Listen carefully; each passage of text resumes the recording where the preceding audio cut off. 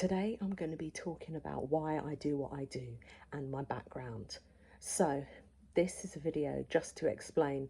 If people have been seeing a lot of my videos and they're wondering who are you hear me say a lot about mortgage coaching, which is combining mortgage advice with financial coaching, but a little bit about me. So my name is Manda, and as I said, I'm a mortgage coach. But how did this happen? I started off when I graduated from uni. I bought my first property 3 months after I graduated at the ripe old age of 22. At the same time, I was a trainee accountant. I went on to become a qualified ACCA chartered accountant, and I did that for 20 years. In the meantime, after buying my first property, and that was basically because I'd been at uni and I came home from uni and I just wanted my independence back. I'd been at uni for 4 years and living out, and I was just like, I moved back in with my mum and dad, but I realised very, very quickly that I just wanted to have my own place.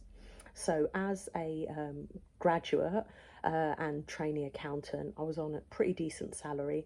So what I did is I had the mindset of, because I was living with my parents, I didn't need that much money. So all the extra money that I would have, so basically backtrack a little bit. The whole time I was at uni, I had a part-time job, and that part-time job was enough for my, going out money, for want of a better word. So when I started the trainee accountant role, my salary pretty much was probably about 3 or 4 times what I used to earn. So that surplus, so the difference between, my part-time job and now my full-time first career job, I just put it all in a bank account, and every single month I just put it away. In the meantime, I checked out different property areas. I wanted something that was close. I'm not the best cook in the world, so I wanted something that was quite close to takeaway places. I wanted something that was close to like supermarkets. So my first property was behind a Lidl's and next to an Asda. So if I didn't want to take my car and save on petrol, I could walk around to there. So I did look into it. I also picked a property that I thought was really nice and had a decent sized bedroom, and that's what I did. It was actually ex-housing association, so that's probably why I got it for a little bit less than normal. And I continued passing my exams and doing that. Then 4 years later, I think it was, I kind of realised that I didn't want to live there anymore. So instead of sort of selling it and buying somewhere else, which is what people normally do, what I decided to do was actually rent it out. And because, as I mentioned, it was ex-housing association, the rooms were the right size for the council. So I actually rented it back to the council for 3 years guaranteed rent. Now, the way that works is you get 3 years guaranteed rent. You literally hand over, they'll give you a list of things that you need to get done for the property. Once you've done all of that, you hand the keys over and you're not involved for the next 3 years. And they're meant to, and they did actually hand it back in the same condition that you gave it to them. In the meantime, the property had sort of doubled in value, which was great. So what I actually did was, when I was up for the remortgage, because I had to remortgage it from a residential to a buy-to-let, I actually borrowed more than the actual mortgage balance, and the extra that I borrowed I used as a deposit for my next property. I just got a pay rise at my next job, so the flat that I then went and bought was a maisonette. It was half of a house. The reason why I moved from a normal flat to a maisonette was, one, because the only service charge for a maisonette was half of the building insurance, and the other reason was the ground rent was what is called peppercorn, which means it's 0%. Now, I really like this idea, because the whole time that I was in the other flat, the service charge kept on going up. As the property got older and needed more repair, it kept on going up. I thought, when I was looking around before I bought it, I thought, oh, the grounds are really nice, the gardens surrounding the building. But then obviously when I bought it, that was part of the service charge as well, having the grass cut every week. In fact, I thought it didn't even need cutting every week, but someone came and cut it every week and we got charged for it.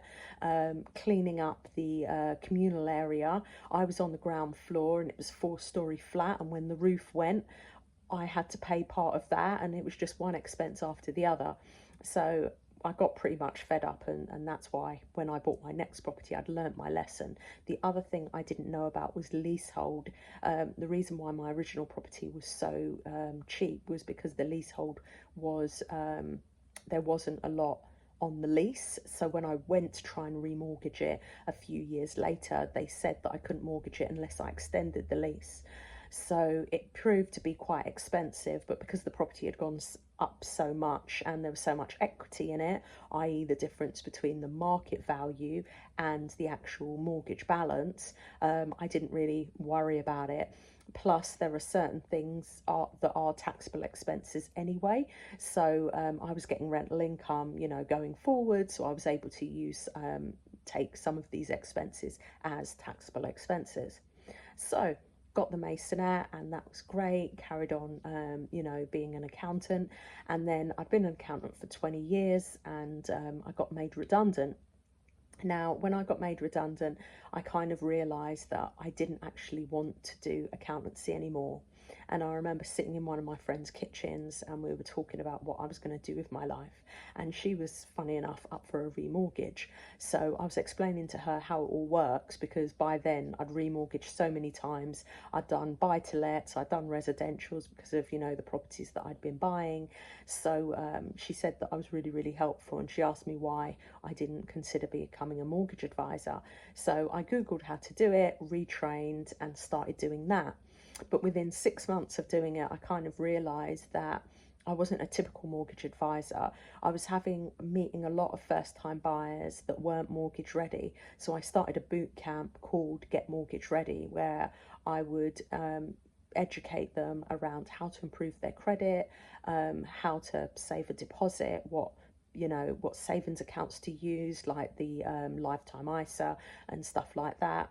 I also educated them around how to have the best preparation when it came to mortgage, going for the mortgage. So that was all the documentation, because you need to be able to see 3 months bank statements and 3 months pay slips if you're employed, or your SA 302s, which is the self-assessment if you're self-employed. So I gave them all of that information. It was all part of a boot camp that I did around Facebook, and I just realised that I love doing mortgages for people, and when people get that property, that's great. But I also really, really love doing the coaching element. And when I've actually worked with someone for several months, getting the mortgage ready and then doing the mortgage, it's such a wonderful feeling. So since then, I've gone on to doing right to buys with people, because I believe everybody has a right to their own home. And if you're a council tenant and you've owned the property for 3 years or more, you've been paying rent all of that time. So you've been not own the property, renting the property all that time. So when they give you a discount, you've actually been giving them the money that they're giving back to you as the discount this whole time. So it's definitely worth doing. And then I came across a client that had done a right to buy a few years ago, and she actually she'd read my article about how I'd bought my flat, rented it out, and borrowed additional money in order for a deposit for another one, and moved into the new one and rented out the first one. And she asked me, can you do it for right to buy? And I was like, yeah, you absolutely can. So it's a right to buy to let to buy. So the way that works is it's similar, but the good thing about right to buy is because you get such a big discount, you can actually borrow against that. So once the 5 years are up and you've owned the property 5 years and you're out of the pre-exempt period, you can remortgage from a residential to a buy-to-let, and then from there you can actually rent that property out. And this lady actually rented it back to the council, which is what I suggested, and then she went on to buy a place that wasn't on the estate, that was on a street a couple of roads over. So that was great. And then I've helped people with shared ownership as well. I've helped loads of people do just standard right to buys. I've helped people like this lady with right to buy to let to buy. I've helped people with just straight let to buy. So I've done a lot of different things, and I really, really enjoy doing the complicated mortgages. The other thing I like is the joint borrower sole proprietor. So that's when you can have more than one person on the mortgage for affordability, but you're the only person on the deed. So an example of this would be, you know, like if your parents haven't got much of a mortgage left, but they're still working and they've got that kind of income, they could actually go on the mortgage with you for affordability. But then when it comes to who owns it, it would just be you. So you still get your stamp duty exemption as a first time buyer. So I love some kind of quirky mortgages. Like another one which I enjoy doing is the buy to uni or buy for uni, which is when you buy a property. It's a residential mortgage, but it acts like a buy to let. And say you bought like a 3 or 4 bed property, then what would happen is you would live in one of the rooms. You have to be a university student to do this, by the way, and under 30. And then the other rooms you would rent out to either other students that you know or just other students around. It doesn't actually have to be students, but it normally is. And then the money that you get from those, from your tenants, for want of a better word, would pay for the mortgage. So that is really, really good. And then when you've graduated from uni, you know, if you do a 3 or 4 year degree, you've got all those payments going against it.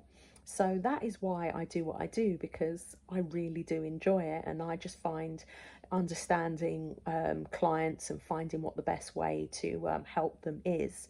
And yeah, I love when I do the coaching part first and then I go on to do the mortgage, even though I do mortgages as well without doing the coaching part, but it's great to do both.